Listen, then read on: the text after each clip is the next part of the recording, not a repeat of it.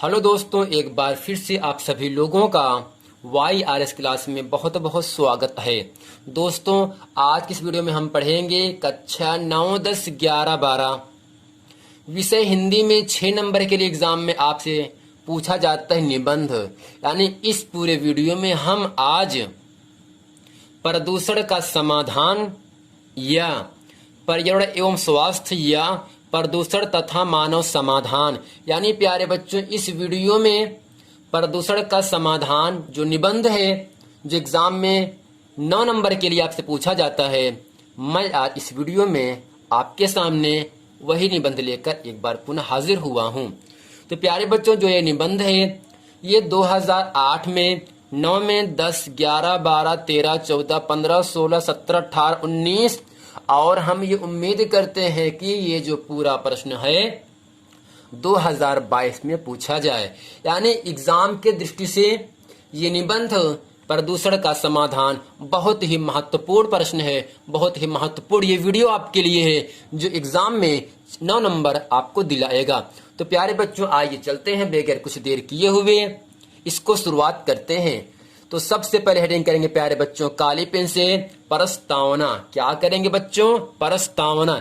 इसमें हम लिखेंगे, तो बच्चों इसमें हम लिखेंगे दैवी गुणों के विकास के लिए आसुरी वृत्तियों के प्रति खर और दूषण को त्रेता में भगवान राम ने मारा था। सप्तऋषियों ने डाकू रत्नाकर की हिंसा वृत्ति को मारकर महर्षि वाल्मीकि बनने का मार्ग प्रशस्त किया था। ये सब घटनाएं मनुष्य के चित्रवृत्त का प्रदूषण दूर करने की थी, तब भौतिक प्रदूषण नहीं के बराबर था। यानी प्यारे बच्चों, इस पूरे वीडियो में सबसे पहले हम काले पे सेटिंग करेंगे प्रस्तावना। जिस प्रकार से हम लिखे हैं ऐसे ही आपको भी लिखना है। तो दूसरे नंबर पर हेडिंग करेंगे प्यारे बच्चों काली पेन से प्रदूषण का अर्थ।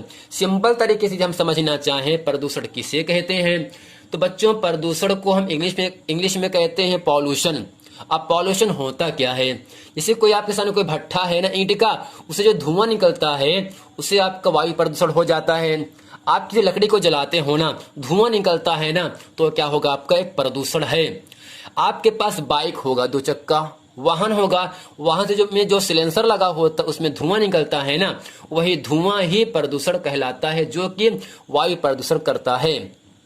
तो बच्चों इसके बाद हेडिंग करेंगे हम प्रदूषण का अर्थ काली पेन से। तो नीली पेन से लिखेंगे बच्चों इसमें जीवन के लिए संतुलित वातावरण अत्यंत आवश्यक है। वातावरण के इन घटकों में हानिकारक बाह्य घटकों के प्रवेश से वातावरण प्रदूषित हो जाता है, यानी खराब हो जाता है, जो सभी जीवधारियों के लिए हानिकारक हो जाता है। तो बच्चों हानिकारक का मतलब नुकसानदायक हो जाता है।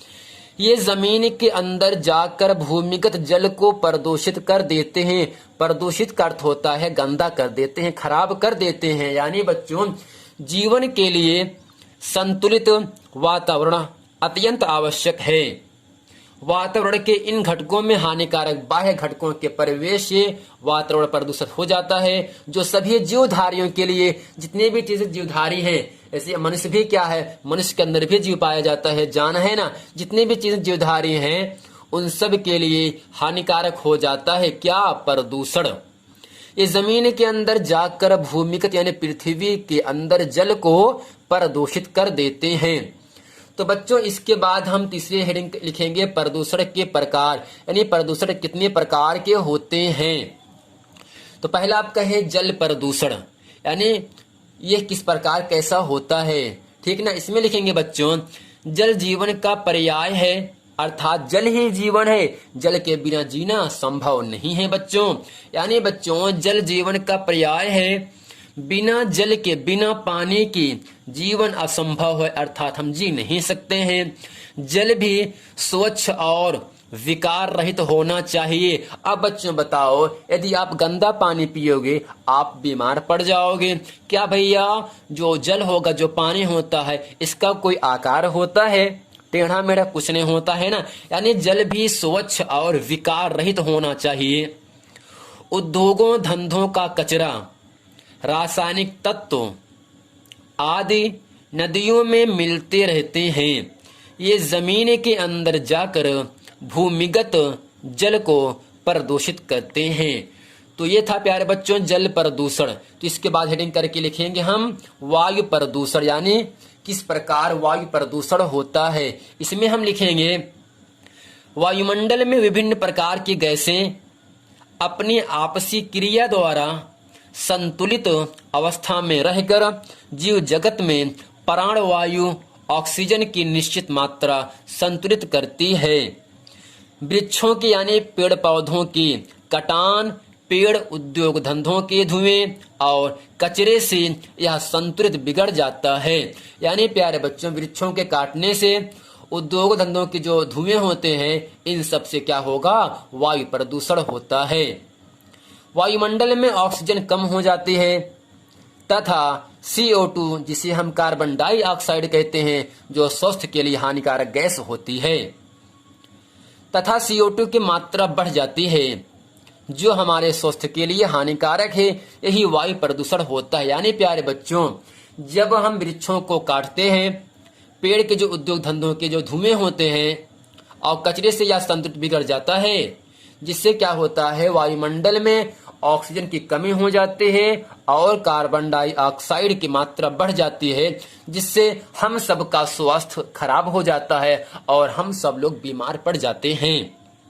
यही क्या है प्यारे बच्चों, प्रदूषण होता है। तो प्यारे बच्चों उम्मीद करते हैं जल प्रदूषण और वायु प्रदूषण आप अच्छे तरीके से समझ गए हैं। इसके बाद हम पढ़ेंगे बच्चों ध्वनि प्रदूषण। तो दोस्तों अब हेडिंग करेंगे हम ध्वनि प्रदूषण। ध्वनि का मतलब आवाज, यानी हमारी आवाज किस प्रकार से प्रदूषित होती है। तो इसमें लिखेंगे अनेक प्रकार के वाहनों जैसे मोटर कार, बस, जेट, विमान, ट्रैक्टर आदि, लाउड स्पीकर जिसे हम माइक कहते हैं, लाउड स्पीकर, बाजे, कारखानों के सायरन और मशीनों से लोगों में सुनने की क्षमता कम हो जाती है। यानी प्यारे बच्चों जो ध्वनि प्रदूषण होता है वह वाहनों जैसे मोटर कार, बस, जेट, विमान, ट्रैक्टर, लाउड स्पीकर, बाजे, कारखाने, सायरन और मशीनों से होने वाली आवाजों से ध्वनि प्रदूषण होता है। अत्यधिक तेज ध्वनि से यानी बहुत ज्यादा तेज आवाज से लोगों में सुनने की क्षमता कम हो जाती है। यानी जब आप बहुत तेज आवाज को सुन लेते हो तो आपका जो कान होता है कुछ समय के लिए कोई आवाज सुनाई नहीं पड़ती है तथा नींद भी ठीक प्रकार से नहीं आती है। यहाँ तक कि कभी कभी पागलपन का रोग भी उत्पन्न हो जाता है। यानी प्यारे बच्चों मोटर कार, बस, जेट, विमान, ट्रैक्टर आदि, लाउड स्पीकर, बाजे, कारखाने, सायरन और मशीनों से होने वाली ध्वनि प्रदूषण कहलाता है। दोस्तों अब हेडिंग करेंगे हम काले पेन से रासायनिक प्रदूषण। इसमें लिखेंगे प्रायः कृषक अत्यधिक फसल उत्पादन के लिए कीटनाशक और रोगाणुनाशक दवाइयों में रसायनों का प्रयोग करते हैं। यानी जो किसान होते हैं फसलों को अच्छा करने के लिए कीटनाशक और रोगनाशक दवाइयों का उपयोग करते हैं जो स्वास्थ्य पर हानिकारक प्रभाव डालते हैं। आधुनिक पेस्टिसाइड्स का अंधाधुंध प्रयोग भी लाभ के स्थान पर हानि पहुंचाता है। तो बच्चों इसके बाद हेडिंग करके लिखेंगे हम रेडियोधर्मी प्रदूषण। इसमें लिखेंगे परमाणु शक्ति उत्पादन केंद्रों और परमाणुविक परीक्षण से भी जलवायु तथा पृथ्वी का, जमीन का, भूमि का प्रदूषण होता है। परमाणु विस्फोटक के स्थान पर तापक्रम इतना अधिक हो जाता है कि धातु तक पिघल जाती है, जो आज की पीढ़ी के लिए नहीं बल्कि आने वाली पीढ़ियों के लिए भी हानिकारक है। यानी प्यारे बच्चों परमाणु शक्ति उत्पादन केंद्रों और परमाणु परीक्षणों से भी जलवायु तथा पृथ्वी का प्रदूषण होता है। परमाणु विस्फोटक के स्थान पर ताप में कमी इतना अधिक हो जाता है कि धातु तक पिघल जाती है, जो आज की पीढ़ी के लिए हानिकारक है और जो आने वाली पीढ़ियां हैं उन सब के लिए भी हानिकारक होता है। तो प्यारे बच्चों इसके बाद हेडिंग करके हम लिखेंगे नंबर 4 करके प्रदूषण के रोकने के उपाय। ये करेंगे हेडिंग हम काली पेन से, और नीली पेन से हम लिखेंगे इसमें प्रदूषण को रोकने के लिए व्यक्तिगत और सरकारी दोनों ही स्तरों पर प्रयास किया जाना आवश्यक है। प्रदूषण के निवारण एवं नियंत्रण के लिए भारत सरकार ने कई महत्वपूर्ण कदम उठाए हैं, जैसे वाहनों की समुचित व्यवस्था करना और इसकी पर्यावरण विशेषज्ञों से स्वीकृति प्राप्त करना अनिवार्य होगा। तो इसके बाद हेडिंग करेंगे प्यारे बच्चों उपसंहार। इसमें लिखेंगे हम सरकार प्रदूषण की रोकथाम के लिए पर्याप्त सजग है। पर्यावरण के प्रति जागरूकता से ही हम और अधिक अच्छा एवं स्वस्थ जीवन जी सकेंगे और आने वाली पीढ़ी को प्रदूषण के अभिशाप से मुक्ति दिला सकेंगे, छुटकारा दिला सकेंगे। यानी प्यारे बच्चों प्रदूषण के रोकने के उपाय में हम कैसे लिखेंगे, प्रदूषण को रोकने के लिए, पॉल्यूशन को फैलने से रोकने के लिए व्यक्तिगत और सरकारी दोनों ही स्तरों पर प्रयास किया जाना चाहिए। यानी सरकार के द्वारा भी और व्यक्तियों के द्वारा भी इन सबको रोका जाना चाहिए। प्रदूषण के निवारण एवं नियंत्रण के लिए, कंट्रोलिंग करने के लिए भारत सरकार ने कई महत्वपूर्ण कदम उठाए हैं, जैसे वाहनों की समुचित व्यवस्था करना और इसकी पर्यावरण विशेषज्ञों से स्वीकृति प्राप्त करना अनिवार्य होगा। उपसंहार में कैसे लिखेंगे, सरकार प्रदूषण की रोकथाम करने के लिए पर्याप्त सजग है, होशियार है। पर्यावरण के प्रति जागरूकता से ही हम और अधिक अच्छा एवं स्वस्थ जीवन जी सकेंगे और आने वाली पीढ़ी को प्रदूषण के अभिशाप से मुक्त दिला सकेंगे। तो प्यारे बच्चों उम्मीद करते हैं क्लास 9, 10, 11, 12 में निबंध में जो आपका प्रदूषण का समाधान या पर्यावरण एवं स्वास्थ्य जो एग्जाम में 9 नंबर के लिए आपसे पूछा जाता है, तो बच्चों उम्मीद करते हैं ये पूरा प्रश्न वीडियो आपको समझ में आ गया होगा। यदि ये वीडियो आपको समझ में तो वीडियो को लाइक करें, कमेंट करें, सब्सक्राइब करें, शेयर करना ना भूलें। मिलते हैं प्यारे बच्चों इसकी बाद की वीडियो में, तब तक के लिए थैंक यू।